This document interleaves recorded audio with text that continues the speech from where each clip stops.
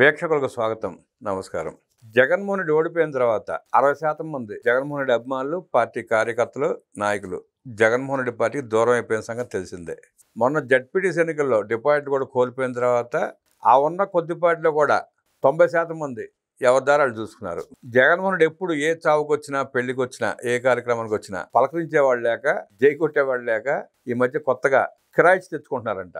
వాళ్ళ పని ఏంటంటే జై సీఎం, జై సీఎం అంతే, 2 మాటలు అరవడమే, ఇంకంతకంటే వేరే పని లేదు వాళ్ళకి. 1000 రూపాయలు బిర్యానీ ప్యాకెట్, సాయంకాలం క్వార్టర్, అలా 1000 మందిని పోగేసుకొచ్చుకుని జై జగన్ జై సీఎం, జై జగన్ జై సీఎం, ఇదే తప్ప వేరే పని లేదు వాళ్ళకి. అద్దె మనుషులు పెట్టుకుని ఎన్ని రోజులు రాజకీయం చేస్తాడో జగన్ అర్థం కాని పరిస్థితి ఆ నాయకులకి, కార్యకర్తలకి. ఇలాగే కంటిన్యూ అయితే పార్టీ తుడుచుకుపెట్టుకుపోతుందని, పార్టీలో ఎవరు మిగిలే వాళ్ళు లేరని మదన పడుతూ బాధపడుతున్నారంట కొంతమంది నాయకులు. జై జగన్ జై సీఎం దాని వెనక ఉన్న నేపథ్యం ఏంటి? జగన్మోహన్ రెడ్డి ఆ స్థాయికి దిగజారిపోవాల్సిన పరిస్థితి ఎందుకు వచ్చింది? వివరించడానికి మనతో ఉన్నారు సోషల్ యాక్టివిస్ట్ శ్రీలీల గారు. వారిని అడిగి మరిన్ని విశేషాలు తీసుకునే ప్రయత్నం చేద్దాం.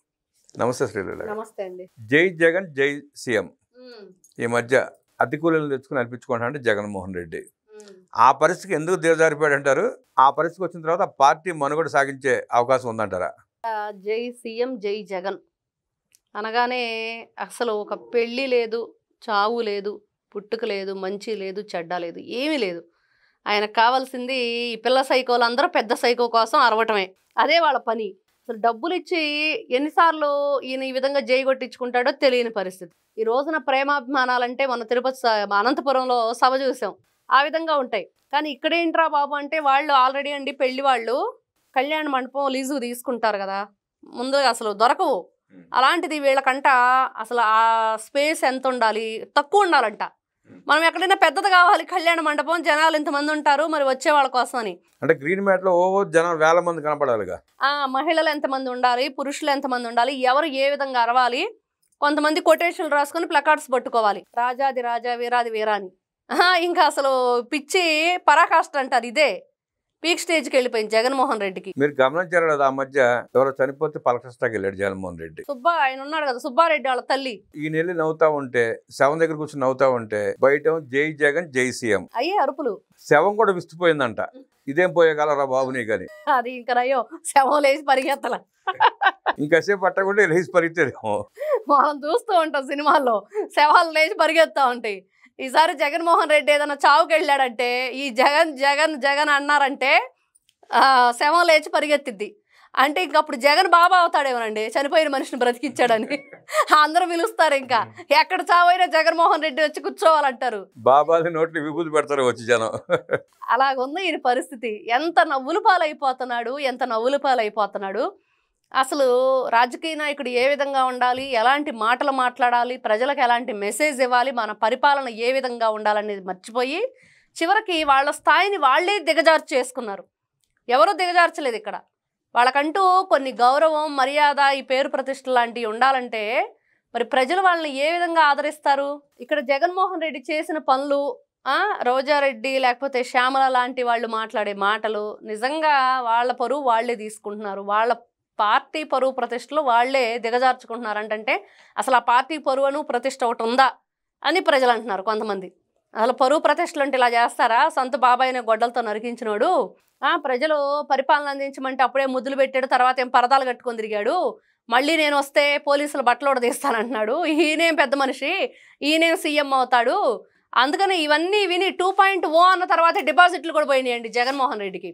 ఆ డిపాజిట్లు పోవడంతోనే పరువు మొత్తం గంగపాలు అయిపోయింది. అది ఇంకా పార్టీ జెండా పట్టుకునేవాడు కట్టుకునేవాడు లేకే ఇప్పుడు డబ్బులు ఇస్తేనే మీరు జై కొడతారన్న పరిస్థితికి వచ్చి, డబ్బులు ఇస్తాను ఇప్పుడైనా నుంచొని మరి నా కోసం జై జగనో జై సీఎం అని చెప్పి అరవండి అని చెప్పే పరిస్థితికి ఈయన వచ్చేసాడు.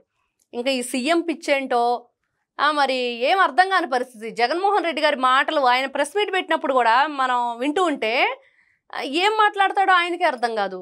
అంటే ఎట్టాకు ప్రజలు సీఎం చేయరని చెప్పి అర్థమైపోయింది. కనీసం కూలీ జనం అన్న జై సీఎం అంటే అదొక సునకానందం అనమాట. అలానే అనిపిస్తుంది. వీళ్ళు ఎదురుకి అదేదో సామెత చెప్పినట్లుగా బతుకు దారిద్రం భావ దారిద్ర్యం ఉండకూడదు అన్నట్లుగా పాపం ఆ భావాల్లో మిగిలిపోయేటట్టున్నాడు జగన్మోహన్ రెడ్డి. ఊహల్లో బతుకుతున్నాడు, ఊహల్లోనే బ్రతుకుతున్నాడు. ఎంతసేపటికి ఎలహంకాక ఎగిరిపోతాడు, మళ్ళీ ఎప్పుడు వస్తాడో తెలియదు. ఈయన ప్రయాణం అటు ఇటు ఆ ప్యాసింజర్ రైలు తిరిగినట్టు తిరుగుతూనే ఉంటాడు. మళ్ళీ ప్రెస్ మీట్లు పెడతాడు, మళ్ళీ ఏదో మాట్లాడుతూ ఉంటాడు. ఇప్పుడు తిప్పలు దేనికి వచ్చినాయి అంటే పెళ్ళిళ్ళు చేసుకునే వాళ్ళకి వచ్చినాయి జగన్మోహన్ రెడ్డి వాళ్ళ తిప్పలు. పిలవటానికి ఏదో ఎవరో పిలవమన్నారు, సరే వాళ్ళ వల్ల ఒత్తిడి వస్తుంది పిలుద్దామని వెళితే పిలిచిన తర్వాత పియ్యని పిలవటం అంట, డైరీలో రాసుకో ఏ డేటు ఏంటి ఎంతమంది రావాలి జనాలు ఇవన్నీ చెప్తున్నాడంటండి. ఎంతమంది మొగాళ్ళు రావాలి, ఎంతమంది ఆడాళ్ళు రావాలి, మళ్ళీ వచ్చినడికి పార్టీ ఏం బ్యానర్లు సప్లై చేయదు, ప్లే కార్డులు సప్లై చేయదు, అవి కూడా పెళ్ళాళ్ళే సప్లై చేయాలంట. అదే మరి ఇప్పుడు పెళ్లి వాళ్ళకి వచ్చిన తిప్పలు ఏంటంటే అసలు కళ్యాణ మండపాలు దొరకదంటే అసలు మగపిల్లలకు పెళ్ళిళ్ళ ఒక ఇబ్బంది పడుతున్నాం, ఈ కర్మేంట్రా బాబు అన్నట్లుగా వాళ్ళ పరిస్థితి ఈ రోజున ఎంత ఇబ్బంది పడుతున్నారంటే పెళ్లి చేసుకుంటున్నాం అన్న సంతోషం కన్నా జగన్మోహన్ రెడ్డి ఎందుకు పిలిచామన్న బాధ ఎక్కువైపోయింది ఇప్పుడు వాళ్ళకి. అంటే పెళ్లి చేసేవాళ్ళకి బాధ ఎక్కువైపోయింది. ఆ మధ్య పెళ్లి కూతురు అడిగిందండి పెళ్లి కొడుకుని, నువ్వేం సన్నాసు అనుకోలేదు, జగన్మోహన్ రెడ్డి లాంటి దొంగటి స్నేహం నీకు ఆ పార్టీలో ఉంటే నాకు చేసుకున్నాడు కదా నిన్ను అని చెప్పి గట్టిగా వారికి పక్క పిల్ల దొరికితే దాన్ని కూడా జగన్మోహన్ రెడ్డి పోగొట్టాడు. జగన్మోహన్ రెడ్డి పుణ్యం అంటే వాళ్ళ కాపురం కూడా చెడిపోయేటట్టుంది ఇప్పుడు. ఇంకా అలా ఉంది వీళ్ళ పరిస్థితి. ఇంకా ఎంత అధ్వానంగా వీళ్ళు కొనసాగారు గతంలో, అంతకంటే ఇంకా అధ్వానంగా ఎలా తయారైంది ఈ రోజున పార్టీ పరిస్థితి అంటే వీళ్ళు రకరకాల డ్రామాలు.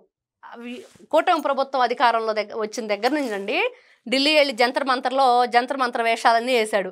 అక్కడ చేసిన తర్వాత మిర్చి అన్నాడు, పొగాకు అన్నాడు, మామిడికాయలు అన్నాడు, రైతు పోరు అన్నాడు, యువత పోరు అన్నాడు. అసలు ఎక్కడ ఏది కూడా సక్సెస్ లేదు. తర్వాత స్కానర్లు పెట్టాడు, ఆ స్కానర్లో 11 ఏళ్ళు కొట్టేశారు. ప్రజలు ఏళ్ళను కొట్టబోయేటప్పటికి దాన్ని మానేశారు. ఈ విధంగా ఆయన ఎక్కడికక్కడే అట్రప్లాప్ అయిపోతూ ఉంటే ఏం చేయాలో అర్థం కాక చివరికి ఈ ప్రోగ్రాం పెట్టాడు. ఈ డబ్బులు ఇవ్వటం జనాలు అది పెళ్ళిళ్ళు అయితే అర్థం కదా, దాంట్లో ఎంతమంది దొంగలు ఉన్నారు. ఇప్పుడు ఆయన ప్రోగ్రాంలు పెడితేనే ఉంటుందా పెళ్ళిళ్ళు బంగారం ఎక్కువ దొరికిద్దని ఈ పెయిడ్ ఆర్టిస్టులు వచ్చి వాళ్ళ బంగారం కొట్టేశారనుకోండి ఇంకా అసలుకే మోసం వచ్చింది. ఎవరు ఎంకరేజ్ చేయరు, పెళ్ళిళ్ళ వాళ్ళు కూడా భయపడతారు. పొరపాటున రాజకీయ నాయకుడు అయ్యాడు కానీ కామెడీ యాక్టర్ అయితే సూపర్ సక్సెస్ అయ్యేవాడు, కానీ ప్రజలన్నా బాగుపడేవాడు. ఖాళీ కుర్చీలతో మాట్లాడటం, ఖాళీ ప్లేస్లో చేతులు ఊపడం. మొన్నే వాళ్ళ నాన్న విగ్రహంతోనేమో డాడీ బాగున్నావా అని అడుగుతున్నాడు. ఇంకా అంతకంటే విచిత్రం ఈ డాడీ బాగుంటావేంటో. పక్కన ఉన్న మమ్మీని సెక్యూరిటీ వాళ్ళతో తోపించాడు, వెళ్ళి డాడీ బాగున్నావు అడుగుతున్నాడు. అలా ఉంది, పిచ్చి పరాకాష్ఠకు జరిగింది అనమాట. బాగా పిచ్చి అంటే అసలు మామూలు పిచ్చి కాదు అది. పిచ్చిల్లో కూడా బందర్ పిచ్చి, వైజాగ్ పిచ్చి, ఎర్రగడ్డ పిచ్చి, ఇది యలహంక పిచ్చి. వాల్తేరా అది వైజాగ్ వాల్తేరా హాస్పిటల్ అలాగా ఈ ఎర్రగడ్డ పిచ్చేనా ఇది యలహంక పిచ్చి. ఇది బాగుందండి యలహంక పిచ్చి. ఇలాంటి పిచ్చిలు ఇన్ని రకాల పిచ్చిలు ఉంటే ఇదో యలహంక పిచ్చి అంట. మరి ఇలాంటి వ్యక్తులు అసలు జనజీవనాల్లో ఉండటానికి అసలు వీళ్ళకి కుదరదు, వీళ్ళు చూడలేరు. ఈ రోజున రాష్ట్రం ఎంత బాగుంటున్నా కూడా ఇంకా వీళ్ళ ఏడుపు వింటూ ఉంటే ఇట్లాంటి ఏడుపులు ఈ పెడబొబ్బులు ప్రజలకి ఇంకా ఆనందాన్ని కలిగిస్తున్నాయి. జగన్మోహన్ రెడ్డి ఇంకా ఏడిస్తే బాగుండు, ఏడిపిస్తే బాగుండు అని, ఎందుకంటే అంత ఏడిపించాడు ప్రజల్ని. అందుకని ప్రజలు అనుకుంటున్నారు నువ్వు అట్లానే ఏడవాలి, మేము ఏడ్చాం కదా మరి మా ఏడుపు నీకు కొట్టకుండా ఉండిద్ది అని చెప్పి ఆంధ్ర రాష్ట్ర ప్రజలు అంటున్నారు. ఇప్పుడు కూడా ఏడుస్తున్నారండి. ఈయనవల్ల అనారోగ్యం పాలయ్యి ఆరోగ్యాలు చెడిపోయి ఎంతమంది చుట్టూ తిరగలేక బోల్డ్ కుటుంబాలు ఏడుస్తాయి. మరి ఇట్లాంటి వ్యక్తి అసలు ఏ విధంగా చెప్పుకోవాలో కూడా అర్థం కాని పరిస్థితి. కాబట్టి జగన్మోహన్ రెడ్డి ఇప్పటికైనా తెలుసుకొని అప్రూవర్గా మారితే బాగుండిద్దని చెప్పి కోరుకుంటున్నారు ప్రజలు. కరేపాకు తోటలో పురుగులా చేరాడు రాష్ట్రంలో. కరేపాకు మొత్తం నాశనం చేసే ప్రయత్నం చేశాడు. ఎలాగోలా ప్రజలు తెలుసుకుని ఆ పురుగు నేరు బయటపడేశారు. ఇంకా ఆ తోటలోకి ప్రవేశించే ప్రయత్నం చేస్తుంది. జై కొట్టు, వేయి పట్టు, మందు కొట్టు అంటూ విశ్లేషించిన శ్రీలీలా గారికి ధన్యవాదాలు తెలియజేస్తూ నమస్కారం.